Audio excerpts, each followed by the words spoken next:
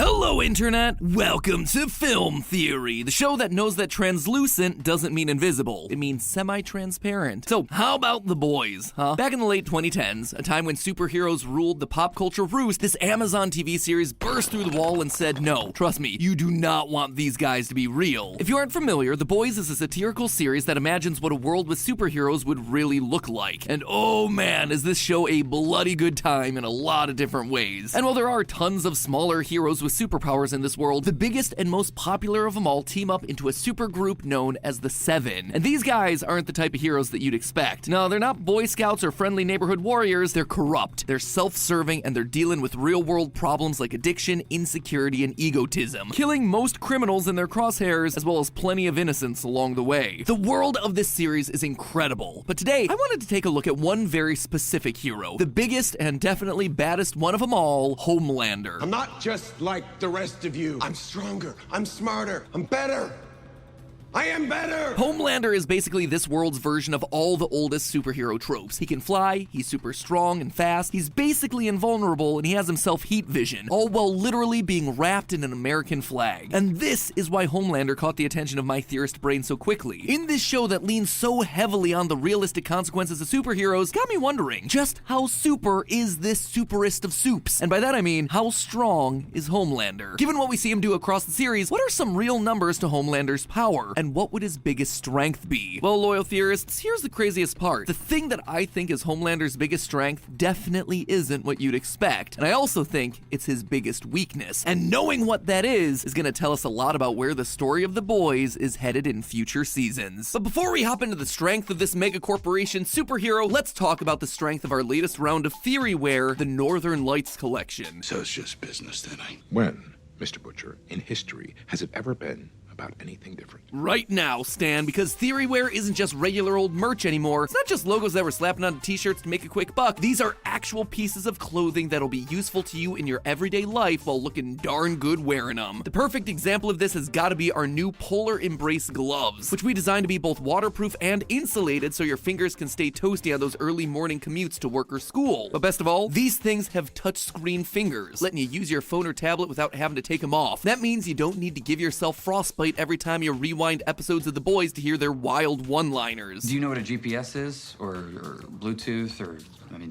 the internet? You made those words up. But of course, a pair of gloves is best complemented with a nice cozy jacket. And thankfully for you, we have a ton of options available, like the Field Watch Heavy Fleece. Not only is this jacket super heavyweight, covered in a soft fleece material, but it's designed to keep you cozy even in below freezing temperatures. Bundle up in this bad boy and feel like you have the power of heat at your fingertips anywhere you go. Our whole mission with the Northern Lights collection was to make winter clothing that's gonna make you feel warm and cozy as the weather cools down. We also wanted these pieces to be able to live on in your wardrobe for years to come, staying fashionable and useful long into the future. And I gotta say, I think we've managed to do it. So please, go check out the Northern Lights collection over at theoryware.com. But that's enough shameless self-promotion for now. Let's get back to The Boys, shall we? So to figure out what Homelander's most powerful abilities are, I figure that we need to first decide which powers we're actually gonna measure. For today's purposes, I've narrowed it down to the three that I think are his most iconic: super strength, how fast he can move, and heat vision. So let's just look at the science behind each of these and see what we can dig up, starting with Homelander's super strength. So far, The Boys have really held back from showing Homelander undergoing the sorts of godlike feats of strength that we typically see in other superhero shows. He hasn't lifted a car with one finger, or stopped a building from collapsing, or held a boat together with his bare hands, or anything like that. Now, that's not to say that he couldn't do things like that. When it's suggested that he save an airplane full of passengers from crashing, his reasons for not doing it have nothing to do with a lack of strength, but rather a lack of things to stand on. Lift the plane up.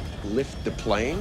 How? There's nothing to stand on. But if he were standing on solid ground, assuming it's at its maximum takeoff load, lifting this Boeing 737 means that Homelander could shoulder 430,000 pounds, or about 195,000 kilograms, no problem. And if we want to bring comic evidence into this, that version of Homelander was able to grab an F-16 fighter jet weighing roughly 20,000 pounds, or 9,200 kilograms, with a single hand and easily toss it across an airport hangar in annoyance. All that said, we do see other feats of strength throughout the show, with Homelander casually throwing people around like it's nothing, physically punching through human bodies, crushing human skulls like a nut. It is all very violent and very gruesome and very YouTube unfriendly, so you're just gonna have to trust me on all this. Just from these feats of strength alone, we can get an idea of how crazy powerful Homelander actually is. One study stated that crushing a human skull would require up to 1,200 pounds of force, which would be like putting your head inside of a hydraulic press machine. And this was something that Homelander did with a single hand while distracted. As for punching through a human chest, unsurprisingly, it's difficult to find information about how much force you need to break through the human sternum with the human fist. I wonder why that might be hard to find. Go figure. But you know what? We don't actually need those numbers to calculate the wild strength that Homelander demonstrates in this one scene. As he pulls his fist out of this guy, much to his annoyance, it's covered in blood. That means that his punch actually broke through the skin, which takes a lot more force for a blunt object than you might expect. It takes roughly 100 pounds per square inch of pressure to puncture through human skin. And given that a human fist is roughly 64 square inches in surface area, that means that Homelander needed to apply 6,400 PSI on this dude in order to get his hand bloody. An average boxer, by comparison, can deliver between 1,200 and 1,700 PSI, which is basically the same level of pressure as an industrial pressure washer. Now imagine that, but 3 times worse, and it was nothing to Homelander. And if you think that's scary, it's not even the most strength that we see him using. In the very first scene of the show, we see Homelander casually tossing a bank robber away after saving 2 kids that he was holding at gunpoint. I was actually able to figure out roughly where the scene takes place thanks to the street signs. Going through it frame by frame, you can see signs for Beaurum Place and Smith Street, real locations in Brooklyn, New York. Thankfully, this means that we're able to get a pretty good idea of how far Homelander threw the thug, since a standard New York City block is about 264 feet by 900 feet, or about 80 meters by 274. Using that, I was able to estimate that the robber was thrown about 135 feet. He was in the air for roughly 6.1 seconds, and plugging all of that into a projectile motion calculator, we'll find that he was thrown at about 68 miles an hour, 30.5 meters a second. Assuming that this dude weighed as much as an average American male, and plug in all of that into a kinetic energy formula, we'll find that Homelander threw this guy with a wild 42,000 joules of energy. To give you a frame of reference, that would be 26 times harder than boxing legend Mike Tyson can punch. Okay, so Homelander's physical strength is incredible, but that doesn't matter a whole lot if he's not fast enough to land a punch. But don't you worry, my friends, he is more than fast enough to land a blow that'll rip through someone's chest easily. Both on foot and flying through the air, Homelander is tremendously fast. We see this clearly demonstrated the multiple times he catches up with planes mid-flight, but that is nowhere near Homelander's most impressive feat of speed. Nope, that honor goes to this scene from the finale of Season 1. After confronting Boys leader Billy Butcher in a house that's been rigged with C4 explosives, Butcher detonates them, hoping to hurt Homelander and himself. However, Homelander is able to move quickly enough not only to save himself from the explosive blast, but Butcher as well. C4's velocity of detonation, or the rate at which it explodes, is about 26,400 feet a second. That is 18,000 miles per hour, 29,000 kilometers an hour. Now, you can obviously tell that that is ludicrously fast, but moving that quickly also means that Homelander would be creating bone-crunching amounts of energy. Using the equation force equals mass times acceleration, we can figure out that Homelander is generating a crazy 700,000 newtons of force just from moving. Now, that might be nothing to Homelander, but you gotta remember, he's also moving Butcher at this speed, which would almost certainly kill him, because that force is roughly 10 times worse than what you'd feel during a 40-mile-per-hour head-on crash. So in saving Butcher in the scene, Homelander actually kinda killed him, which, you know, would save him a lot of trouble further in the series. While super speed and physical strength are both wildly powerful abilities, the flashiest of Homelander's superpowers and the one he leans on the most is undoubtedly his laser vision. In fact, he uses it so much and it's such a big part of the show's marketing that I'd classify this as his signature ability. But just how powerful is it? Is it the strongest ability? After all, we see him do everything from use it to melt guns to cut through humans like they're butter. So to calculate what I figured would be the upper range of the amount of energy Homelander can output through his eyes, I decided to use this scene where he cuts through a private jet in just 0.96 seconds. How'd I figure it out? Well, there's a lot of complicated math, but here's the long and short of it. We were able to figure out that the plane used in the scene was a British Aerospace 125, and though we could